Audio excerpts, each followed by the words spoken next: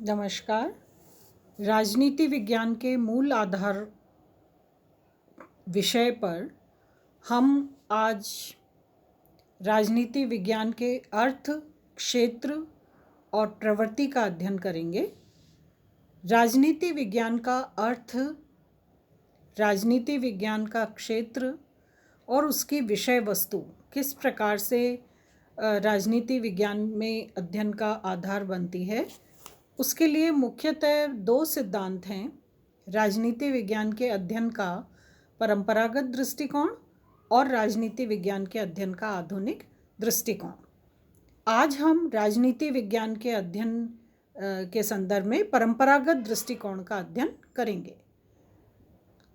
व्यवहारवादी क्रांति से पूर्व राजनीति विज्ञान के अध्ययन हेतु परंपरागत सिद्धांत को या परंपरागत सिद्धांत की मान्यताओं को मुख्य आधार के रूप में माना जाता था और ये परंपरागत सिद्धांत अपने प्रतिपादकों के दृष्टिकोण और उनके व्यक्तित्व से विशेष रूप से प्रभावित रहा। तो सबसे पहली बात ये है कि ये परंपरागत सिद्धांत व्यवहारवादी क्रांति से पूर्व प्रचलन में था।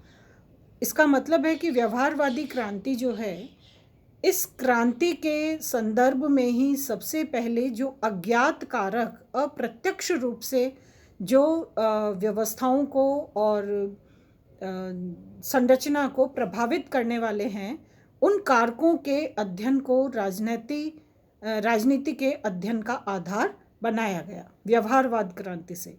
लेकिन व्यवहारवादी क्रांति के पूर्व ये परंपरागत सिद्धांत अस्तित्व में प्रचलन में था, जो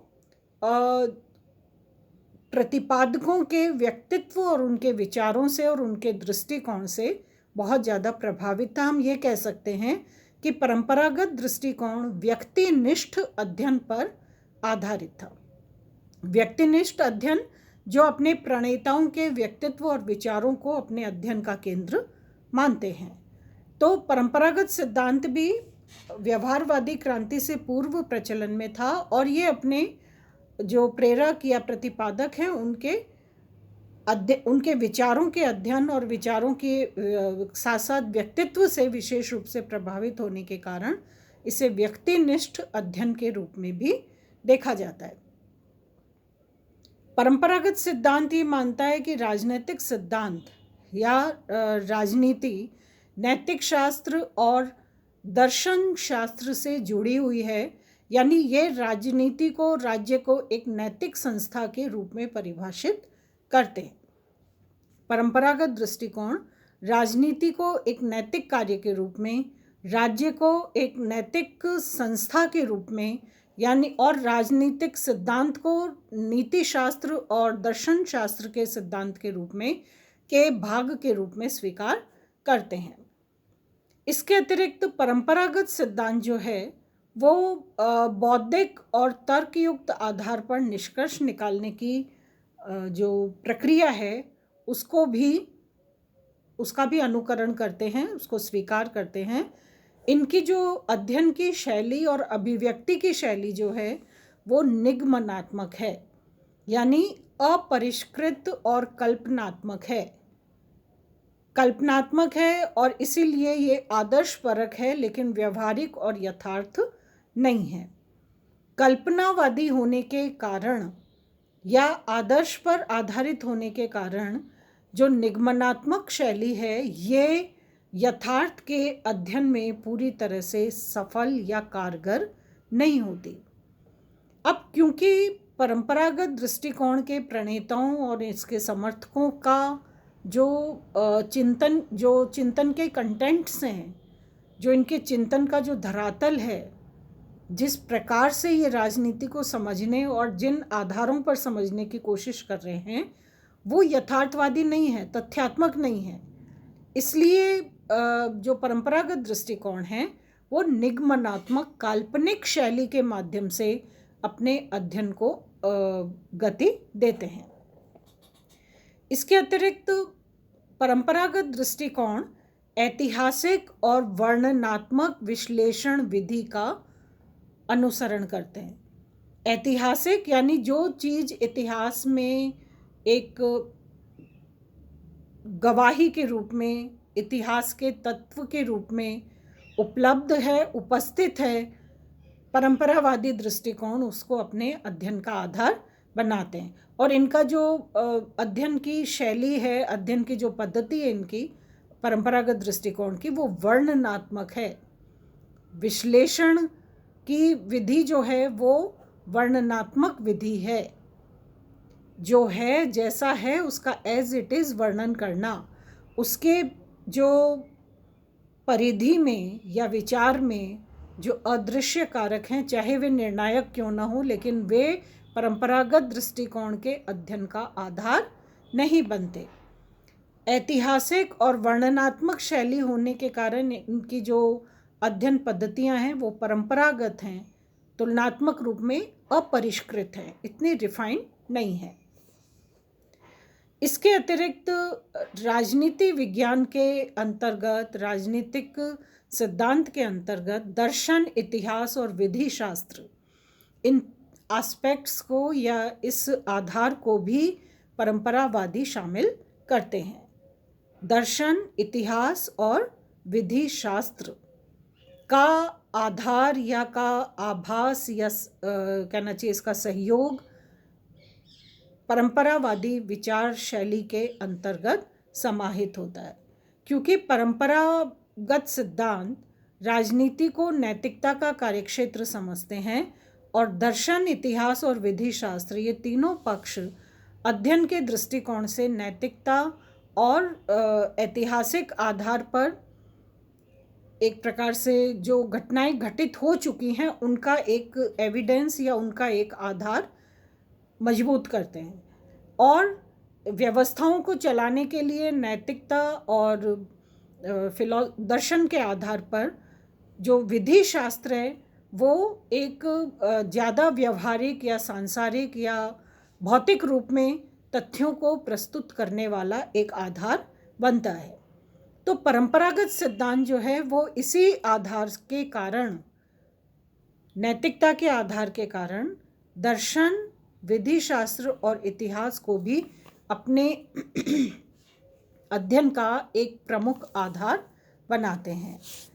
इसके अतिरिक्त जो परंपरागत सिद्धांत है वो कानूनी, औपचारिक और संस्थागत अध्ययन तक अपने आप को सीमित रखता है, यानी इसके अनुसंधान के विषय जो हैं वो सिर्फ राज्य, सरकार या राजनीतिक संस्थाएं हैं, यानी बहुत ही संकुचित प्रकार का अध्ययन ये परंपरागत दृष्टिकोण करता है। परंपरागत दृष्टिकोण राजनीति का अध्ययन सिर्फ कानूनी, औपचारिक और संस्थागत आधार पर करता है, और इस रूप में इसका अध्ययन का दायरा या क्षेत्र जो है वो बहुत सीमित हो जाता है। अनुसंधान के विषय परंपरागत दृष्टिकोण के अनुसार राज्य, सरकार या राजनीतिक संस्थाएं हैं। अब इस मुख्य आधार से अगर हम परंपरागत दृष्टिकोण का अध्ययन करें तो हमें ये निष्कर्ष के रूप में इसके तीन एस्पेक्ट्स, तीन इसके आयाम जो हैं वो समझ में आते हैं। यानी परंपरागत दृष्टिकोण ये मानता है, का एक पक्ष ये वर्ग ये मानता है कि राजनीति विज्ञान में सिर्फ राज्य जैसी संस्था का अध्ययन होता है। दूसरा पक्ष ये मानता है कि राज्य अपने आप में पूर्ण नहीं है, बल्कि राजनीति विज्ञान में तो सिर्फ सरकार का अध्ययन होता है। जब इसकी भी आलोचना होती है तो तीसरा पक्ष ये मानता है कि राजनीति विज्ञान में राज्य और सरकार दोनों का अध्ययन होता है। कहने का तात्पर्य ये है कि राजनीति विज्ञान में राज्य और सरकार जैसी संस्थाओं, राजनीतिक संस्थाओं के अध्ययन के अतिरिक्त अन्य किसी प्रकार के अध्ययन का समर्थन परंपरागत दृष्टिकोण नहीं करता। तो इसका पहला जो भाग है, पहला जो वर्ग है जो ये मानता है कि राजनीति विज्ञान राज्य से संबंधित विज्ञान है या ये राज्य का अध्ययन करने वाला विषय है, इसके प्रणेता हैं गार्नर, ब्लंशली, गैरेज, गुडनॉव, जैसा कि गार्डनर ने कहा है कि राजनीति विज्ञान का प्रारंभ और अंत राज्य के साथ ही होता है। इसी तरह ब्लंशली जो हैं वो ये मानते हैं कि राजनीति विज्ञान वो विज्ञान है जिसका संबंध राज्य से है और जो उसकी परम आवश्यक प्रवृत्ति, आधारभूत स्थिति राज्य की और साथ ही साथ विविध स्वरूप और विकास को समझने का प्रयास करता है। ब्लंशली ये कहते हैं कि राज्य के इर्द गिर्द ही राज्य के अध्ययन, उसके स्वरूप, उसके विविध आधारभूत स्थिति, इन सब के इर्द गिर्द ही राजनीति का अध्ययन किया जाता है। इसलिए राजनीति विज्ञान सिर्फ राज्य का अध्ययन करने वाला विषय है। इसमें राज्य के अतिरिक्त अन्य किसी प्रकार की संस्था का या इकाई का अध्ययन नहीं किया जाता। ये विचारक ये मानते हैं कि क्योंकि राज्य ही राजनीति का संचालक है, इसलिए राज्य का अध्ययन ही राजनीति विज्ञान में किया जाता है। दूसरा एक वर्ग है जो ये मानता है कि राजनीति विज्ञान सरकार से संबंधित विषय है या विज्ञान है, क्योंकि इसके जो समर्थक हैं वो हैं सीले, लीकॉक, जेम्स आदि। और ये ऐसा मानते हैं कि राज्य क्योंकि अमूर्त है, राज्य होने के लिए जो आवश्यक तत्व है उन तत्वों में से एक तत्व है सरकार। और सरकार जो है वो राज्य को एक प्रकार से अभिव्यक्ति प्रदान करती है। बिना सरकार के राज्य की अभिव्यक्ति नहीं हो सकती। राज्य अमूर्त है, उसका बोध जो है, राज्य का बोध सरकार से होता है। इसलिए राजनीति विज्ञान में राज्य का नहीं बल्कि सरकार का अध्ययन किया जाता है, जिसमें लीकॉक ये कहते हैं कि राजनीति विज्ञान जो है वो सरकार से संबंधित विद्या है, जो सरकार को समझने का, सरकार को जानने, सरकार के माध्यम से राजनीति को जानने का प्रयत्न करते हैं। सीले भी यही मानते हैं कि जिस प्रकार अर्थशास्त्र में धन का, प्राणी शास्त्र में जीव का, जिस प्रकार बीजगणित में अंकों का और रेखा गणित में स्थान और दूरी का अध्ययन किया जाता है, उसी प्रकार से राजनीति विज्ञान के अंतर्गत शासन व्यवस्था का या सरकार का अनुशीलन किया जाता है। तीसरा पक्ष ये है कि तीसरा वर्ग ये मानता है कि राज्य और सरकार जो हैं वो परस्पर एक दूसरे से पृथकनीय नहीं है। राज्य का बोध सरकार से होता है, सरकार राज्य को अभिव्यक्ति देती है और राज्य जो है वो सर्वे सर्वा या सर्वोत्तम, सर्वोच्च इकाई है। इस अर्थ में सिर्फ राज्य या सिर्फ सरकार का पृथक, एक दूसरे से पृथक किसी प्रकार का अस्तित्व नहीं है। इस नीति के संबंध में कुछ विचारक, पॉल जेनेट, गिलक्राइस्ट, ये ऐसा मानते हैं कि राजनीति विज्ञान मात्र सरकार का या मात्र राज्य का अध्ययन नहीं है, बल्कि राज्य और सरकार दोनों का अध्ययन करता है। सरकार और राज्य का जो परस्पर संबंध है, इनका जो परस्पर एक दूसरे के साथ पूर्णता का जो आधार है, उस आधार को ध्यान में रखते हुए राजनीति विज्ञान में सिर्फ राज्य या सिर्फ सरकार का एक दूसरे से पृथक किसी प्रकार की पूर्णता का अस्तित्व नहीं है। इसलिए विचारक ये मानते हैं कि राजनीति विज्ञान में राज्य और सरकार दोनों का अध्ययन किया जाता है। इसीलिए गिलक्राइस्ट ये कहते हैं कि राजनीति शास्त्र वस्तुतः राज्य और सरकार की सामान्य समस्याओं का अध्ययन करती है। तो इन तीनों वर्गों के दृष्टिकोण का अध्ययन करने के उपरांत ये बात बिल्कुल स्पष्ट हो जाती है कि परंपरागत दृष्टिकोण राज्य, सरकार या इसी प्रकार की राजनीतिक संस्थाओं के अध्ययन से परे राजनीति विज्ञान में दूसरे तत्वों के अध्ययन का समर्थन नहीं करता। अब यदि हम इसी आधार पे, परंपरागत आधार पे राजनीति विज्ञान के दृष्टिकोण में या अध्ययन में परंपरागत नज़रिए से इसका क्षेत्र या किस विषय वस्तु का अध्ययन किया जाता है, उसको अगर हम देखना चाहें तो उसमें कुछ बातें स्पष्ट होती है कि राजनीति विज्ञान के अंतर्गत परंपरावादियों के अनुसार राजनीतिक सिद्धांतों का अध्ययन होता है, सरकारी प्रक्रिया का अध्ययन होता है, राजनीतिक संस्थाओं का अध्ययन होता है राज्य और सरकार के रूप में, दल और दबाव समूह जो कि राजनीतिक गतिविधियों के संचालन का आधार है, उनका अध्ययन होता है राजनीतिक संस्था के रूप में। जनमत का, जनता की राय का, जनता का अध्ययन होता है। और अंतर्राष्ट्रीय संबंध और अंतर्राष्ट्रीय राजनीति का भी अध्ययन होता है। तो ये सारे संस्थागत प्रयास हैं और इन्हीं संस्थागत प्रयासों के अध्ययन तक, क्योंकि परंपरावादी अपने आप को सीमित करते हैं, इसलिए उनकी ऐसी मान्यता है कि राजनीति विज्ञान में सिर्फ इन्हीं राजनीतिक प्रक्रियाओं, राजनीतिक सिद्धांतों और राजनीतिक संस्थाओं का अध्ययन किया जाता है।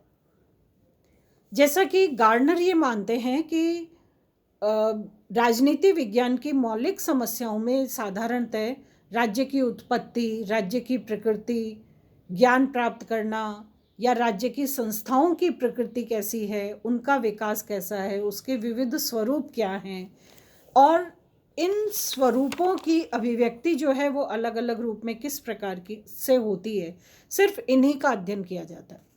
तो राजनीति विज्ञान का परंपरागत दृष्टिकोण सुनिश्चित तरीके से सिर्फ राजनीतिक संस्थाओं और सिद्धांतों और विचारों के अध्ययन तक अपने आप को सीमित रखता है। इसलिए परंपरागत दृष्टिकोण की जो अध्ययन पद्धति है वो पूरी तरह से दार्शनिक पद्धति है, जो निगमनात्मक शैली में अध्ययन की तरफ अग्रसर होती है, जिसमें किसी भी प्रकार के ठोस तथ्यों का अभाव होता है, क्योंकि ये कल्पना पर आधारित है, इसलिए आदर्शवादी है। कल्पना और आदर्श पर आधारित होने के कारण इसमें यथार्थवादी तथ्यों का अभाव होता है। तो ये दार्शनिक पद्धति के सहारे से निगमनात्मक शैली का प्रयोग करते हुए अपना अध्ययन पूर्ण करते हैं।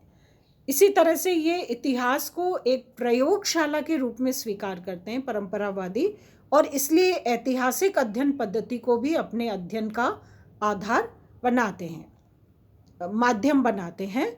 ऐतिहासिक पद्धति में इतिहास का अध्ययन करके, ऐतिहासिक घटनाओं और उनकी उपस्थिति का अध्ययन करके निष्कर्ष निकालने का प्रयास किया जाता है। तुलनात्मक इनकी अध्ययन पद्धति एक हद तक, जैसे अरस्तु है, अरस्तु ने संविधानों का वर्गीकरण करने से पहले लगभग 158 देशों की व्यवस्थाओं का अध्ययन किया और उसके बाद निष्कर्ष निकाला। तो ये जो परंपरावादी अध्ययन पद्धति है, ये कुछ सीमित रूप में तुलनात्मक